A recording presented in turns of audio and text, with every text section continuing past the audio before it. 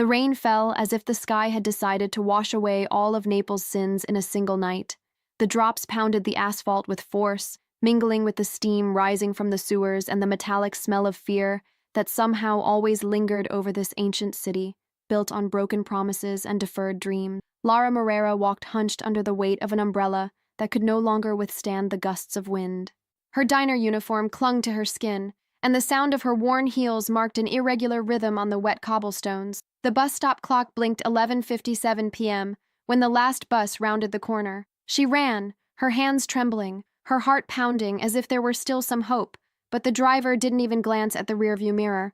The engine roared, the doors closed, and the red taillights vanished under the veil of rain. She stood there, feeling the cold water trickle inside her collar, as if the city itself had decided to ignore her existence. For a moment, she thought about screaming, letting out all the frustration built up from days of exhaustion and sleepless nights. But she held back. She had learned early that the world didn't listen to the voices of weary women. Taking a deep breath, she adjusted the bag on her shoulder and started walking. The wind carried the distant scent of the sea and the echo of honking horns from the main avenues, where life moved with urgency and carelessness. The side streets, however, were deserted. The darkened shop windows reflected her silhouette, an ordinary woman with hollow eyes and slow steps, trying to make it through the night without vanishing into it. Her soles slipped on the wet ground, and each corner seemed darker than the last. The rain intensified, and Lara quickened her pace. She thought of her mother, lying at home, breathing with difficulty, her frail body hidden under worn blankets. She thought of the bills due in 2 days, the overdue rent, the tips that barely covered bread. Her entire life felt like a series of waits for the bus that didn't stop, the job that never got better, the love that never came. And yet, deep inside her, there was a small flame, a quiet refusal to give up. Perhaps it was stubbornness, perhaps faith. She turned onto her usual street, but something in the atmosphere felt different. The sound of the rain, which until then had been constant, was interrupted by a more human noise, a muffled groan, weak, coming from somewhere ahead. Lara stopped. The alley was narrow, flanked by high walls covered with faded posters. The yellowish light from the street lamp flickered, casting shadows that seemed to move. She took 2 steps. The sound came again, a groan, now clearer, of pain or fear. Her heart raced, and for a moment she considered turning back, but curiosity, or perhaps compassion, was stronger. She moved forward, her umbrella tilting, her hands bare under the cold rain. Between a metal dumpster and a pile of soaked cardboard boxes, there was a figure curled up on the ground, a boy. His small body trembled, his drenched clothes clinging to his skin, his face smeared with mud and dried blood. He was perhaps 8, 9 at most. His eyes were vacant, half open, as if trying to hold on to the world, but it kept slipping away. Lara knelt, feeling the cold pierce her knees. "Hey," she murmured, almost voiceless. "Can you hear me?" The boy didn't respond. He was breathing with difficulty. The cut on his forehead bled lightly, but the worst was in his eyes, that frightened emptiness of someone who had seen more than they should. She brushed a strand of hair from his face and noticed the gold ring on his finger. It was heavy, too large for a child, engraved with a crest, a shield, 3 stars, and a serpent. Moretti. The word didn't need to be spoken. Everyone in Naples knew what that name meant. It was power, it was money, it was fear. Vincenzo Moretti was the man who controlled half the city without ever raising his voice. And this boy could only be his son. Lara's stomach churned. She should leave, abandon that body and run before anyone saw her. But the boy's eyes, even half open, lost, seemed to plead. "It's okay," she whispered, more to herself than to him. "I'm going to help you." Without thinking, she took off her coat and wrapped it around the child. She tried to lift him. His body was too light, yet it felt like it carried the weight of the world. With every step, her heart pounded like a drum in her ears. The rain lashed them both, but she pressed on, not looking back. The journey to her apartment was long, an almost mystical crossing between fear and courage. The wind seemed to whisper warnings at every corner, and the headlights of passing cars turned into eyes judging her. When she finally reached her old building, her body trembled with cold and exhaustion. She climbed the narrow stairs with the boy in her arms, the creaking steps protesting the weight of what she carried. Inside her home, the dim light of a lamp revealed the simplicity of the space. 2 chairs, a worn sofa, a small table with a forgotten coffee cup. She placed the boy on the sofa and knelt beside him. The blood was beginning to dry. She cleaned it with a damp towel, cutting the fabric of his shirt to fashion a makeshift bandage. The boy stirred, murmuring something in Italian. "Calm down, it's okay," she said, but he didn't seem to hear. For a moment, Lara considered calling the police, but the image of the ring flashed before her eyes again. She knew that if she called for help, there would be no going back. She'd be questioned, perhaps punished. And if the Morettis themselves discovered that someone had found their injured heir before they did, fear mingled with compassion, and it was compassion that won. Heating some water, she cleaned the boy's face, changed his clothes for an old t-shirt of hers, and covered him with a blanket. She sat on the floor, watching him breathe. His expression seemed to soften little by little, as if his body was starting to accept the idea of being safe. The night wore on, and exhaustion mixed with adrenaline. The clock showed 3:30 a.m. when Lara realized she couldn't look away. There was something about that boy, a kind of wounded purity that reminded her of everything she had lost growing up. Why me? She thought. Why me? But perhaps there was no answer. Perhaps fate was just that. A moment when the improbable decides to knock without explanation. She went to the window. The rain had lessened. The lights of Naples flickered in the distance, reflected in the street's puddles. She thought of the life she led, the mechanical routine of serving coffee and faking smiles for customers. And suddenly, that sleeping boy seemed more real than everything around her. Before we continue, if this video is being helpful to you, take a moment to subscribe, like, and leave your comment. It helps a lot to keep bringing stories like this. The phrase echoed in her mind like a natural pause, a breath before the next step. Lara turned back to the sofa. The boy's head was tilted to the side, and she gently adjusted the pillow.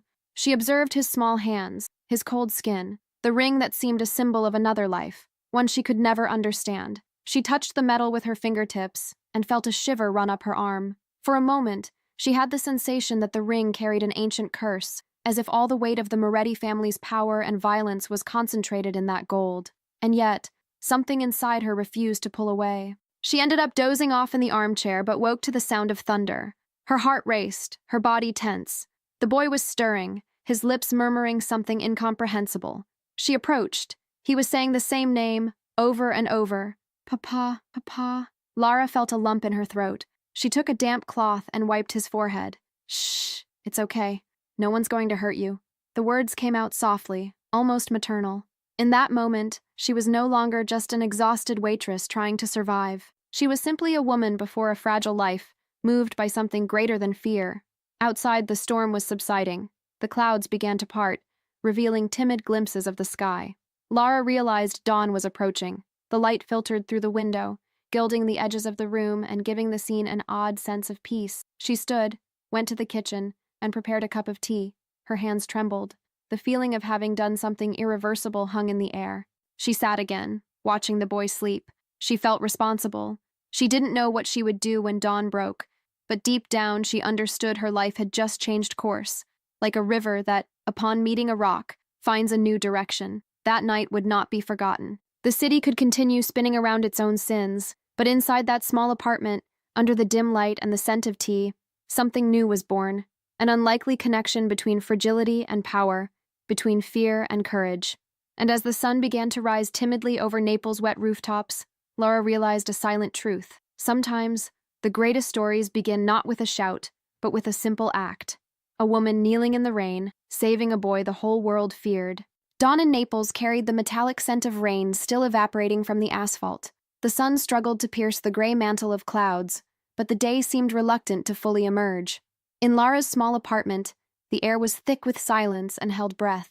The boy, still pale, his face serene, slept deeply on the sofa.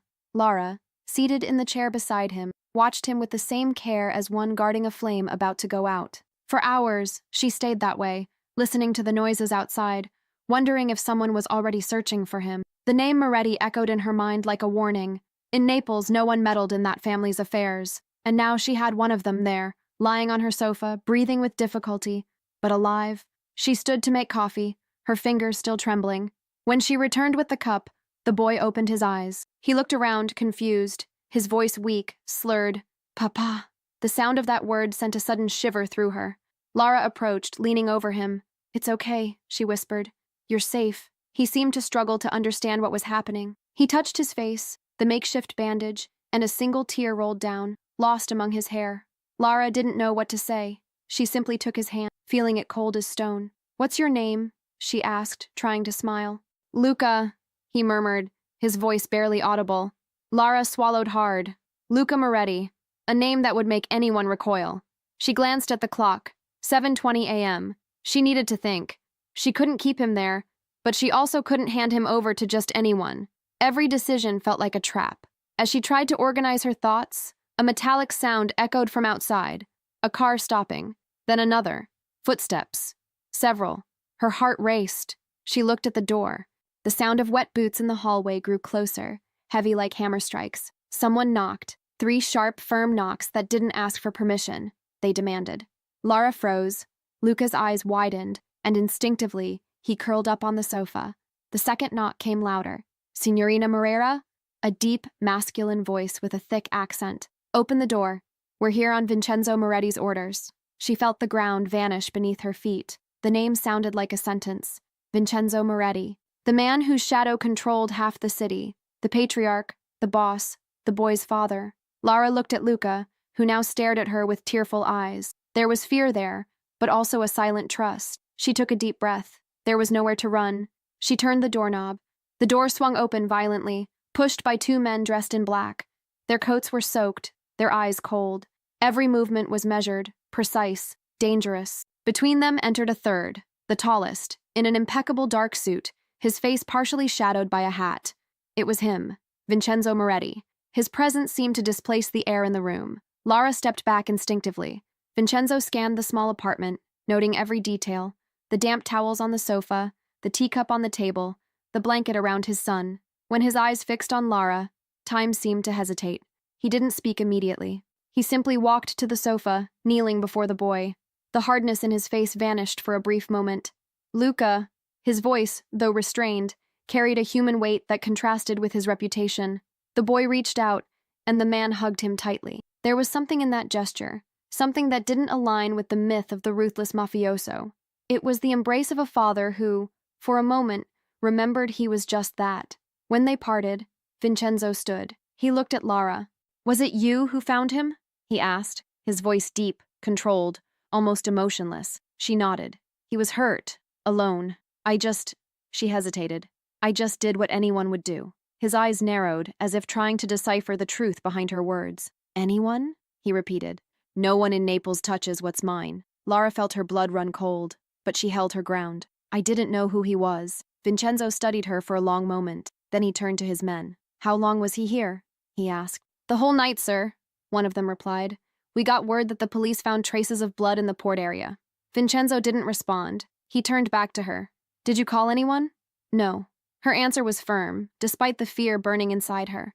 He stepped closer, one slow step at a time, until the distance between them was minimal.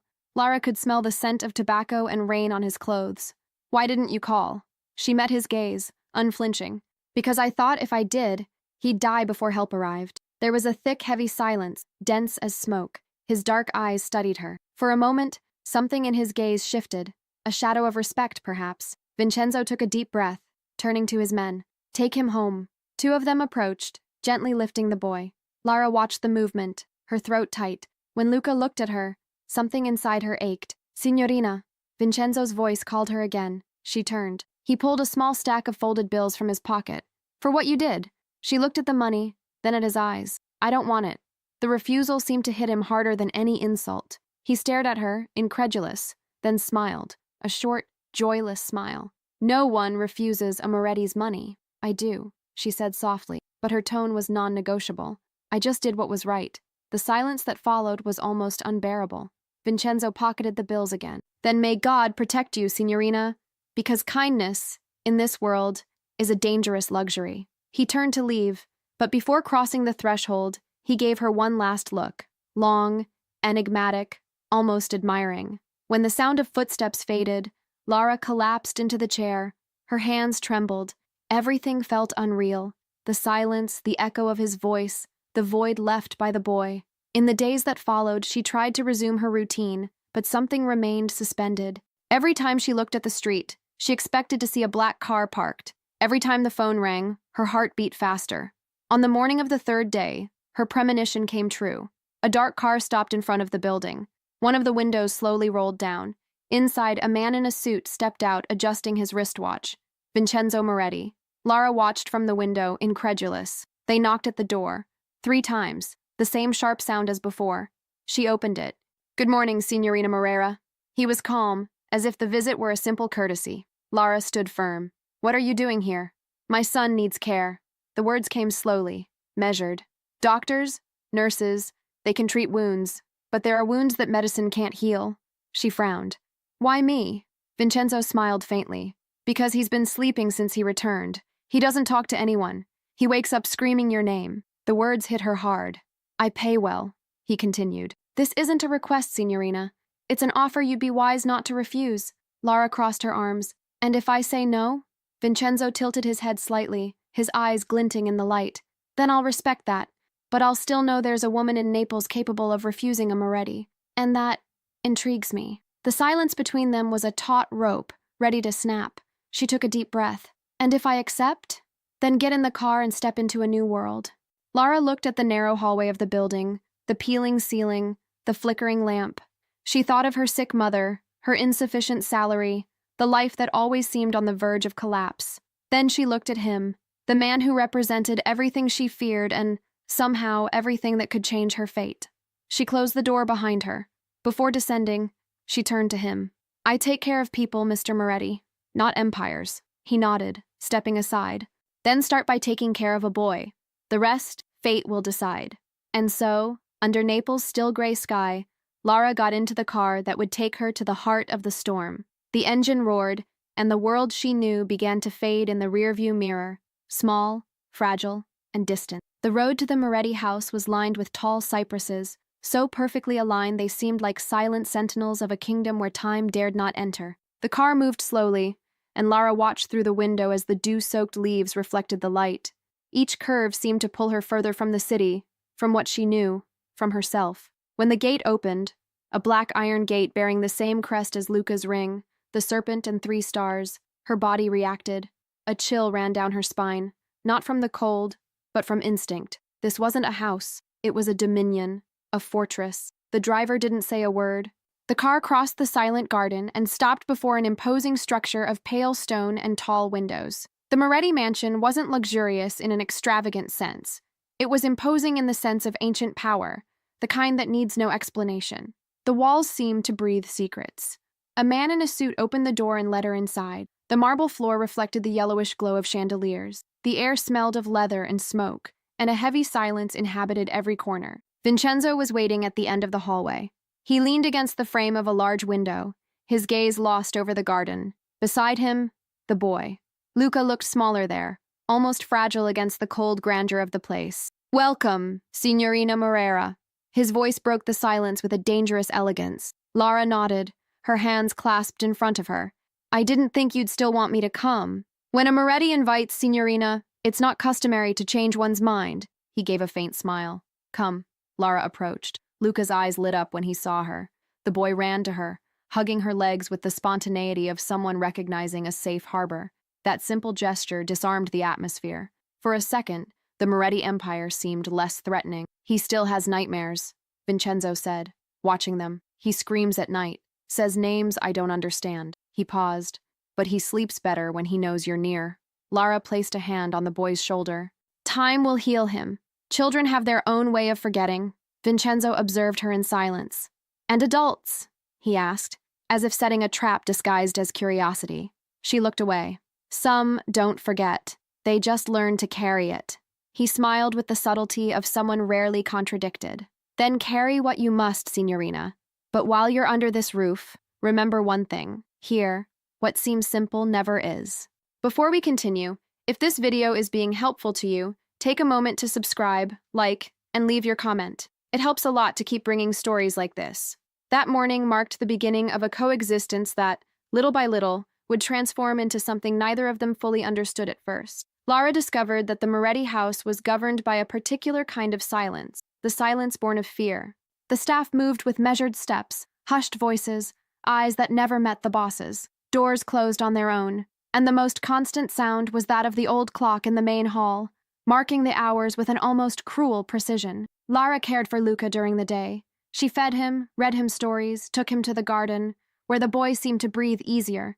At night, however, the house changed. The sound of armed men's footsteps echoed through the corridors, and the air grew dense, charged with tension. One night, as the boy slept, she heard voices in the dining room. She recognized Vincenzo's, low, deep, and another, harsher, laced with restrained anger. She approached the half-open door. "You shouldn't have brought a stranger here," said the other man, whom she later learned was Salvatore, Vincenzo's right-hand man. "People are already talking." "People always talk," Vincenzo replied. "What matters is who I listen to." "And you listen to a waitress now?" Salvatore's tone was almost an affront. "That's weakness." A silence. Then Vincenzo's voice, cold as a blade. "Be careful what you call weakness, Salvatore. Sometimes that's exactly what keeps an empire standing." Lara stepped back, her heart racing. She climbed the stairs slowly, trying to understand what that man saw in her. In the days that followed, she began to notice subtle changes in the house's routine. Flowers reappeared in the vases in the living room, something that, according to a maid, hadn't happened in years. Soft music occasionally played from a forgotten radio. The staff began to smile, even if timidly, and Vincenzo, the man who ruled with a glance, started coming down for breakfast. He watched from a distance as Lara tended to the boy, asking, almost casually, if he'd eaten well, slept well, laughed again. But it wasn't just the boy who was changing. Vincenzo was too. One afternoon, it was raining outside, and Lara was sitting in the library, reading to Luca. The light filtered through the tall windows, bathing the room in gold.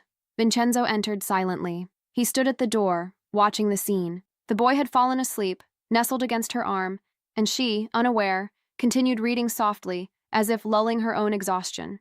"It's curious," he said, breaking the silence. "For years, this house didn't feel like a home. Now," Lara looked up.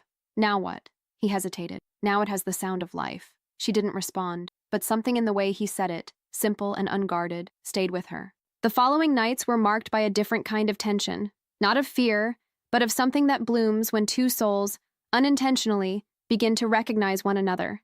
Lingering glances, brief conversations, gestures that seemed innocent, yet carried an inexplicable weight.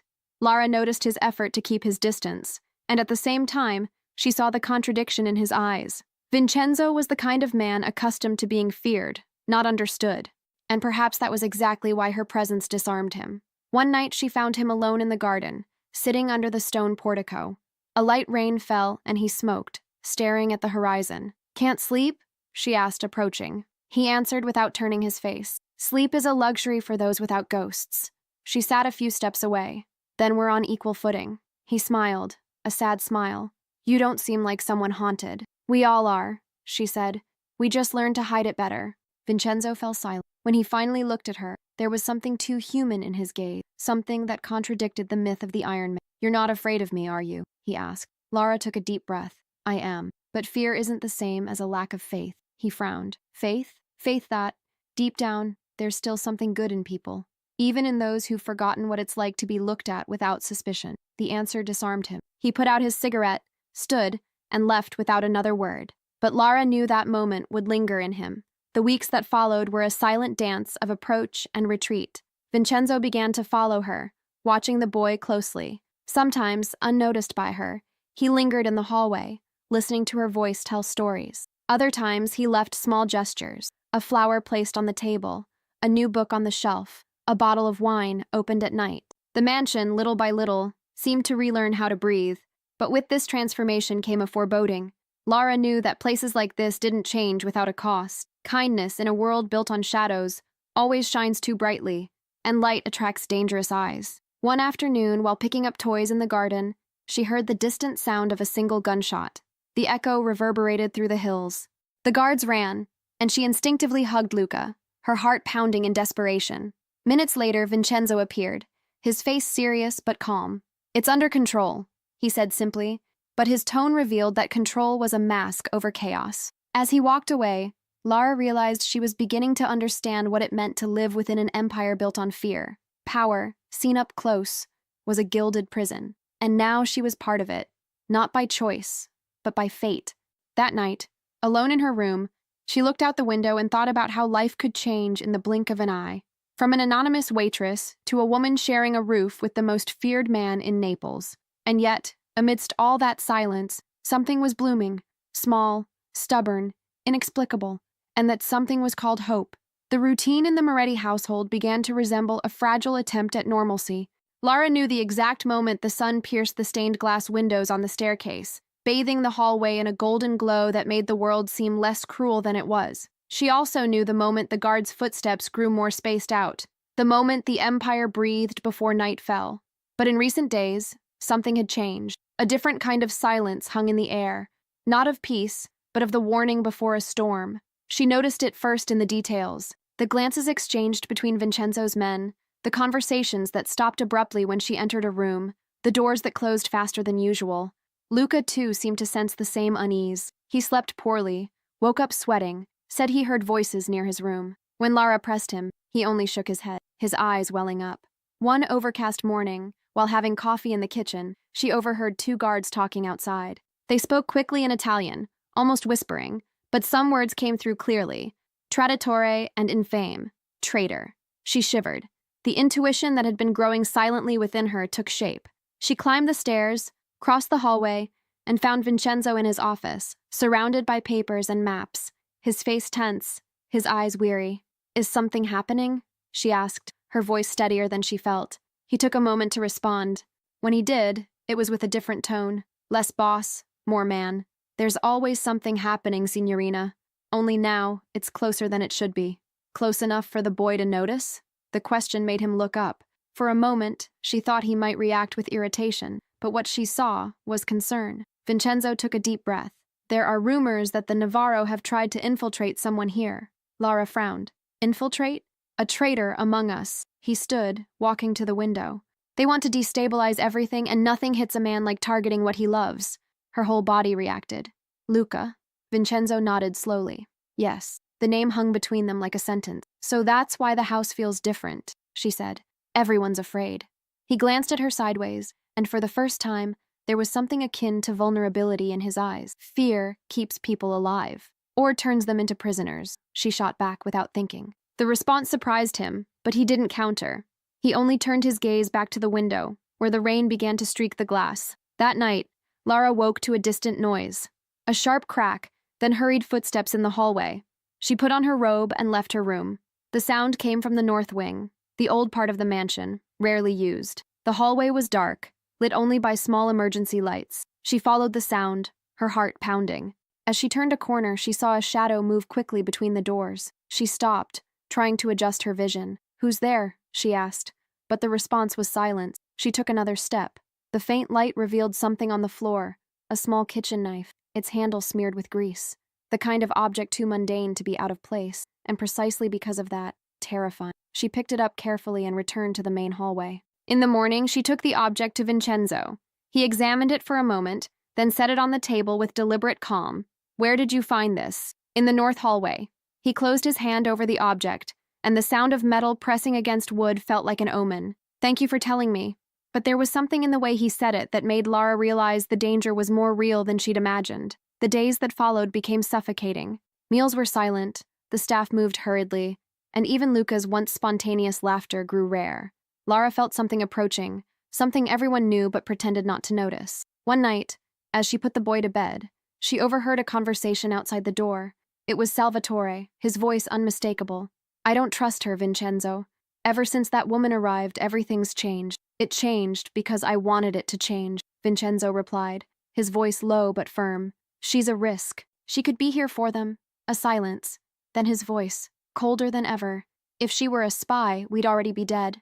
Lara held her breath. Hearing those words made her understand two things: that Vincenzo was protecting her, and that, in doing so, he was putting himself at risk. In the days that followed, Vincenzo stayed closer to her and his son. Sometimes they dined together. He listened to Luca's stories with a patience almost unimaginable for those who knew him outside those walls. Lara noticed the effort he made to seem calm, even when his eyes betrayed deep exhaustion. But the shadows within the house didn't dissipate. One afternoon, crossing the garden, Lara saw one of the gardeners being approached by two men in suits. They spoke in low, urgent tones. When they noticed her watching, they stopped talking. One of them, the taller one, nodded slightly, almost respectfully, and walked away.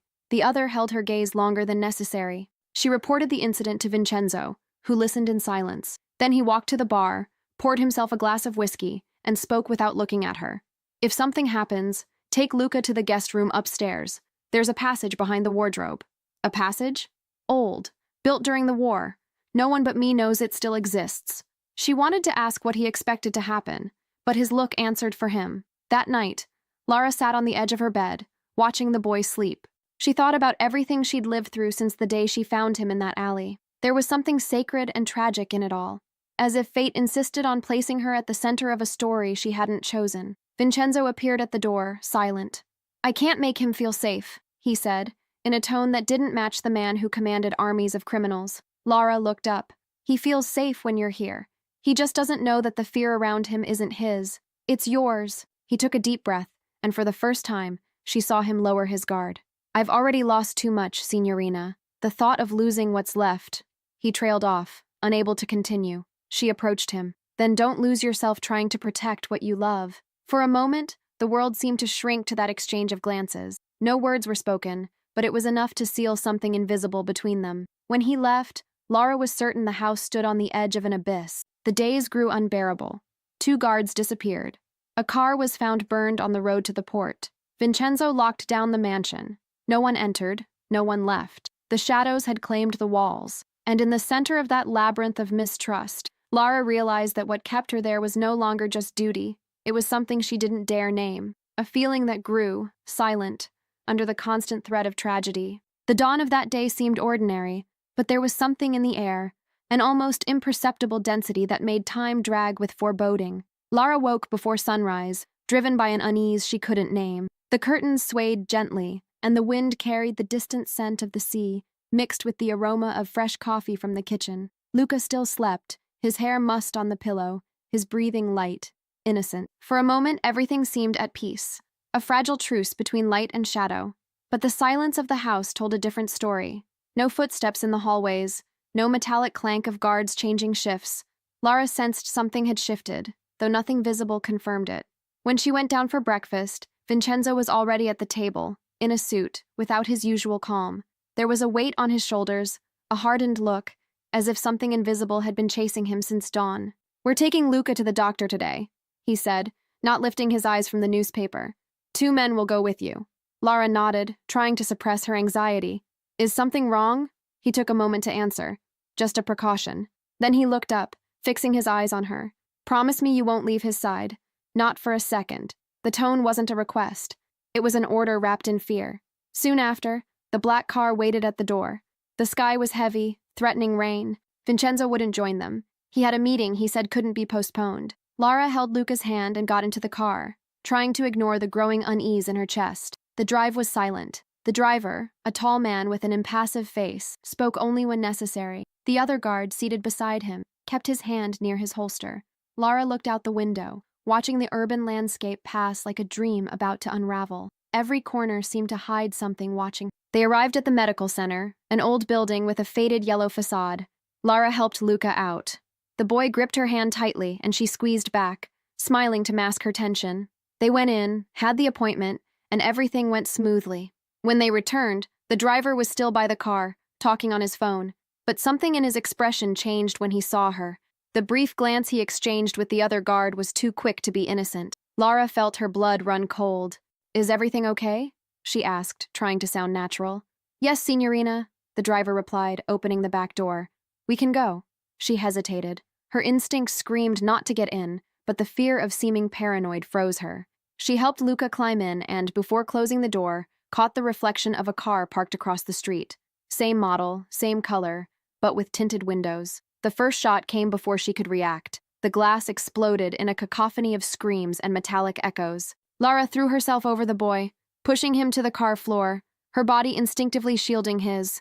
The guards reacted, shouting orders, drawing their weapons, but the chaos had already taken hold. The sound of bullets sliced through the air like whips, the smell of gunpowder mingling with fear. "Stay down, Luca!" she shouted, her heart tearing through her chest. One guard fell, hit. The other returned fire, but the hail of bullets was faster. Lara heard the right side window shatter and felt something hot tear through her arm. The pain burned like fire, but she didn't stop. She reached out, pulled the boy out, crawling along the side of the car until they reached the asphalt. The street was a battlefield. People screamed in the distance, doors slammed, and the screech of tires on wet pavement echoed through the block. Lara ran, unthinking, driven only by the instinct to protect. Behind them, the attacker's car sped up, its engine roaring. She found cover behind a concrete pillar, pressing Luca's body against hers. The boy was crying, trembling. "Look at me," she said, holding his face. "It's going to be okay. You hear me? I promise."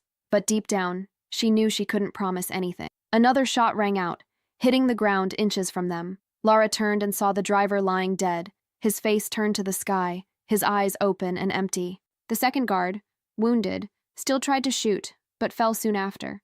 The smell of blood mixed with the gasoline leaking from the car. Then another engine roared, a louder, more familiar sound. A black car screeched around the corner, braking violently. The door opened. Vincenzo stepped out. His gaze was a storm. His suit jacket, unbuttoned, revealed the gun beneath. When he saw Lara on the ground, clutching the boy to her chest, something in his face broke. He ran to them, crouching beside her. "Are you hurt?"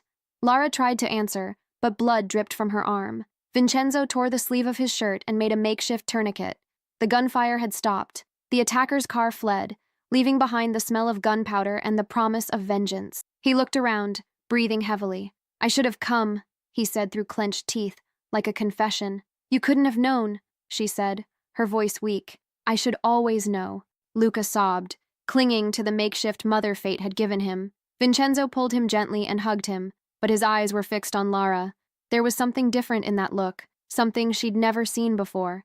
It wasn't just guilt or fear. It was love disguised as fury. Sirens began to wail in the distance. He stood, picked up the boy, and offered his hand to Lara. "Let's go." She tried to stand, but her legs gave out. Vincenzo caught her before she fell, carrying her with the same care she'd shown his son that first night. When they reached the car, he placed her in the back seat next to Luca. The driver sped off. Lara leaned her head against the window, feeling the world spin. Her blood pulsed, her body trembled, but amidst the pain, there was a strange sense of peace. She looked at Vincenzo. He sat in the front, eyes fixed on the road, jaw clenched. He looked ready to destroy the entire world if needed. Before passing out, Lara whispered, "He's okay. That's what matters." Vincenzo turned, her gaze already fading. "No." His voice came low, almost a lament. "What matters now is you." In the private hospital, chaos turned into silent urgency. Doctors rushed, machines beeped, and Vincenzo, standing in the hallway, felt human fragility for the first time in decades. The woman who had saved his son was now fighting for her own life, and he, accustomed to buying everything, discovered there were things money couldn't buy, like love, gratitude, guilt, and the fear of loss. Night fell, and he didn't move from the armchair. He stayed there, still, watching the room through the glass. Lara's body, covered in white sheets, breathed slowly, and each breath seemed to chip away at the ice he'd built around his heart. On the other side of the wall, Luca slept safely, and Vincenzo, for the first time since his youth, cried, silently, with the dignity of those who no longer know how. From the spilled blood, something was born that no war could destroy, the certainty that love, when true, has the power to humanize even the most feared of men. When Lara opened her eyes, the world seemed wrapped in cotton, the white ceiling, the soft light, the distant sound of footsteps echoing in a polished hallway. She tried to move her arm, but a sharp pain stopped her. She was alive, but her body was pain and numbness. The memory came in fragments. The shattering glass, the gunshots, the boy in her arms, Vincenzo's gaze approaching like a hurricane. She turned her head slowly and recognized the room, not a hospital, but the guest room in the mansion. The light curtain swayed with the breeze, and a vase of freshly cut flowers rested on the table. The smell of medicine mingled with lavender. Everything seemed too orderly, as if someone had taken care of every detail to keep the outside chaos at bay. The soft sound of a door opening snapped her fully awake. Vincenzo entered, wearing a simple shirt, no suit. His face was marked by dark circles, his hair disheveled. There was something new in him, a quiet vulnerability, the exhaustion of someone who hadn't slept in days. "You're finally awake," he said, his voice almost a whisper. Lara tried to smile. Where's Luca?" "In his room, sleeping soundly." He approached, sitting in the armchair by the bed. "He asks for you every day." She watched him, trying to decipher this man. "How many days?" "4." Vincenzo's gaze fell to her hands, now wrapped in bandages. "You lost a lot of blood. The doctors said it was luck, or a miracle. Lara closed her eyes. I don't believe in luck. Neither do I, he replied, and the silence that followed was the most honest of conversation. For hours they stayed there, unhurried. He recounted what had happened. The attackers fled, but 2 were captured. They were Navarro's men, the loyal driver who died, the chaos contained by force, the empire teetering. Lara listened, his voice anchoring her to reality. Why do you keep fighting this war? She asked, her tone calm, almost compassionate. You already have what's most precious. He looked at her for a long moment, his dark eyes like wells of memories. Because sometimes it's easier to fight the world than who we are. But the world is tired of men who mistake power for destiny. Vincenzo smiled, a brief smile, as if hearing a truth he didn't know how to counter. You talk like you know me. Maybe I do, she said. Maybe the fear I see in you is the same that lives in me. He looked away, visibly moved. He stayed silent for a moment, and when he spoke again, his voice was no longer that of a boss, but of a man trying to reconcile with his own heart. Since the day I saw you, I don't understand what's right or wrong anymore. Everything I've built seems small compared to what I feel when I think of you and what you did for my son. Lara lowered her gaze, her chest tight. I just did what any mother would. You're not his mother, he countered, but his tone wasn't accusatory. It was recognized. And yet you risked your life. Deep breaths. Fear can't be greater than... The words hung in the air like confession. Vincenzo leaned back in the armchair, his fingers crossed over his knee. You speak of love like someone who still believes in it, and you speak like someone who's forgotten what it feels like. He stood, walked to the window, and looked out. Love weakens, signorina. I've seen men die for it. It's not love that kills, Vincenzo. It's its absence. For a moment, she thought she saw him hesitate. The man everyone feared now seemed a prisoner of his own choices. In the days that followed, Lara regained her strength slowly. She walked the hallways carefully, while Vincenzo watched from a distance, as if afraid a wrong move might make her vanish. Luca followed her everywhere, smiling again, his laughter bringing a light to the house that luxury could never provide. But beyond that bubble of apparent serenity, the world was silently reorganizing. Rumors of betrayal circulated. Old allies began to doubt the Moretti's strength. Vincenzo, who had always ruled with an iron fist, now made decisions that surprised even the most loyal.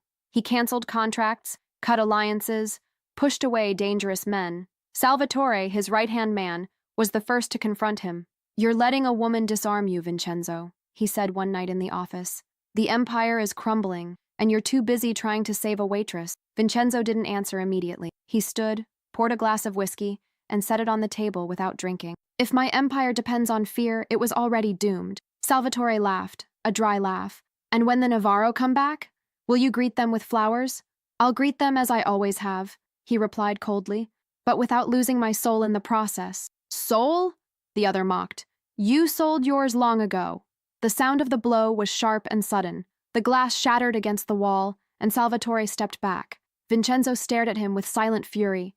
If I have even a fragment of it left, it's because someone reminded me I could.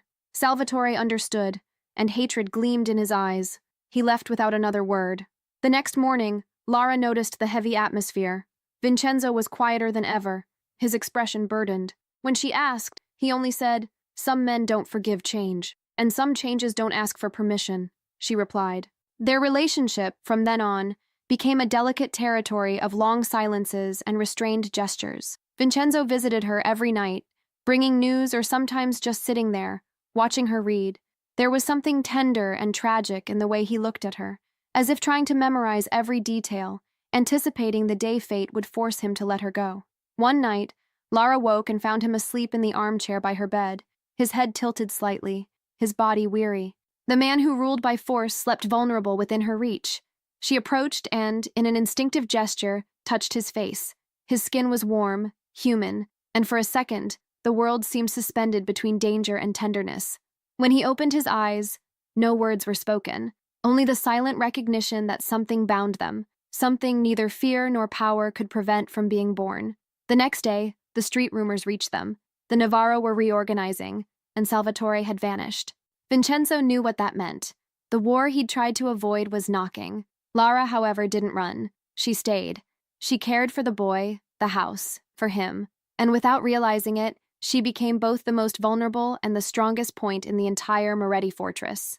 One afternoon, under a weak sun, Vincenzo found her in the garden, sitting with Luca, teaching him to care for the plants. He watched them from a distance, silent. That scene, simple, pure, impossible, hurt more than any wound, because it was everything he'd ever wanted and everything his world wouldn't allow. When she noticed him, she smiled. He approached, and for the first time, without pretense, took her hand. "A long time ago, I forgot what it meant to be grateful," he said, his voice hoarse. "But you reminded me." Lara looked at the boy, then at him. "Gratitude is just the beginning, Vincenzo. What comes next defines who you choose to be." He watched her, searching her words for a way out that might not exist. And in that moment, the man who ruled by fear felt his heart surrender to something he couldn't control. In the Moretti house, power began to give way to humanity. And when power yields, there's always someone eager to reclaim the throne. Outside the gates, a storm was brewing, and it would come for them all.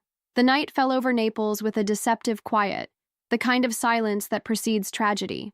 The mansion's windows reflected the distant glow of lightning, and the air felt charged, as if every particle of wind awaited the exact moment to unleash.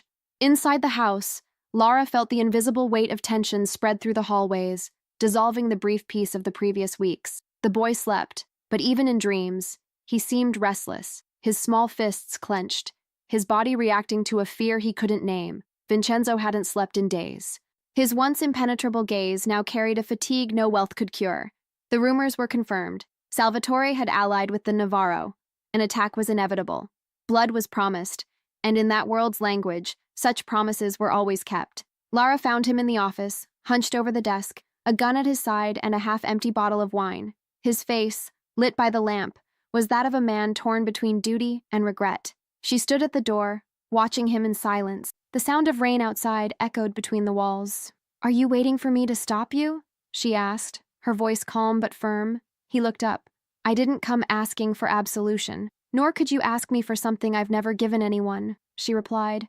"I just came to remind you that every time you choose violence, you kill a little of the man you could have been." Vincenzo gave a half-smile, but it died before it could form. "Sometimes it's too late to choose who to be." "No," she said, stepping closer. "It's never too late to choose what to stop being." He stared at her for a long time, his gaze intense, as if her words struck a place no bullet could reach. "If I don't act, they'll come. For Luca, for me, for you. And if you act, you'll keep being part of the cycle that made you lose everything." The silence between them was dense, almost sacred. Vincenzo pushed the bottle aside, ran his hands over his face, and sighed. "You don't understand, Lara. In my world, those who hesitate die." She stepped closer until their faces were inches apart. "And in mine, those who kill are already dead." For a moment, he seemed about to respond, but the distant sound of engines interrupted. Lara looked at the window. Headlights approached on the road. "They're coming," she said. Vincenzo stood, gun in hand. "Stay with the boy. If something happens to me, don't say that." Her voice cut through the air like a blade. "I didn't save your son to lose him again in the same war. And I couldn't bear to lose you both." He looked at her with a sincerity he hadn't shown in years. "Go, Lara. Protect him." But she didn't move. "I'm not leaving you alone." Footsteps approached the gate. A guard burst in, breathless. "Sir, they've breached the side entrance." Vincenzo spun the gun's cylinder, the sharp click echoing in the hallway. "Take her to the safe room. Now." "No!" Lara shouted, her voice louder than the gunfire starting outside. Chaos engulfed the house. Windows shattered. Bullets rang out like thunder. Lara grabbed Luca, running through the corridors as smoke filled the air. The walls shook with the impact of explosions. Screams, orders, silence, all mingled. When they reached the guest room, she pushed the wardrobe aside, revealing the secret passage Vincenzo had shown her. "Get in, Luca, now!" the boy cried, clinging to her. "And you?" "Right behind you." But before she could enter, she heard heavy footsteps behind her. She turned just in time to see a shadow in the hallway, the glint of a gun, the face of a man she recognized too late. Salvatore. "You brought ruin to this house, Signorina," he said, his voice thick with hatred. "An empire doesn't fall to enemies. It falls to women like you." Lara faced him, unflinching. "Then shoot. But remember, when you do, all that's left of you will be ashes." He hesitated, and in that moment, another shot rang out. Salvatore staggered, his eyes wide with shock. He fell to his knees. Behind him, Vincenzo, panting, his gun still smoking. "I warned you," he said, and both men fell, one literally, the other within. The gunfire slowly ceased. The lights flickered. Lara went to him. Vincenzo dropped the gun, his eyes wet. It's over. No, Vincenzo.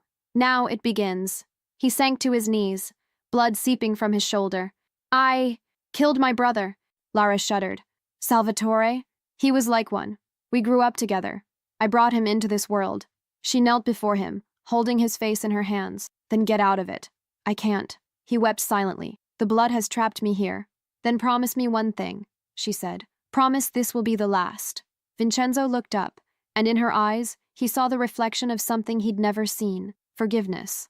A forgiveness that didn't erase the past, but opened the possibility of a future. He nodded, his voice hoarse. I promise. Outside, men collected bodies, the smell of gunpowder lingering. Lara helped him stand, supporting him through the hallway. Luca emerged from the hiding place, running to them. The scene, father, son, and woman walking through the wreckage, looked like a portrait of a new beginning painted over ruins.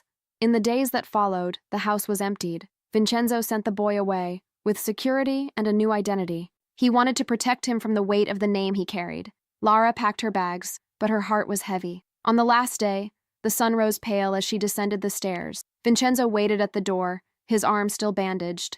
He'll have a better life, she said, trying to smile. And you? She hesitated. I never wanted to live behind walls. He watched her for a long time, as if memorizing every line of her face.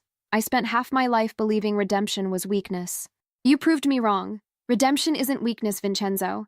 It's the courage the strong don't have. The wind blew, lifting her hair. He stepped forward. If I asked you to stay, she interrupted gently, you wouldn't ask. For a moment, time seemed suspended. He raised his hand and touched her face with care, a fleeting touch of one who knows love is sometimes purest when unconsumed. Lara smiled, her eyes wet. Take care of what's left of you. And you, of what's left of me. She turned and walked down the road, the sound of her footsteps fading into the wind and the ashes of what was left behind. Vincenzo stood still, watching until her silhouette disappeared. Then he looked at the horizon and saw smoke rising from the garden, remnants of the war, or perhaps of the man he had been. That day, for the first time in decades, he felt peace. Not the peace of the innocent, but of those who finally understand that power is a prison without walls, and love, even when it cannot stay, is the only thing capable of setting one free. Lara walked without a destination, but with a quiet certainty. Destiny isn't written only by choices, but by the gestures that refuse to die. And hers, though born of fear, would bloom among the ruins. Atop the hill, the wind tossed her hair, and the sun broke timidly through the clouds, painting everything gold. The ashes of the previous night still rose, but the air already carried the scent of a new beginning, because there are promises that, even made amidst blood and pain, survive time. And theirs, beneath those ashes, was one of them. If this story touched your heart, leave your like, write in the comments what moved you most, and subscribe to follow more narratives like this. Your presence here makes all the difference.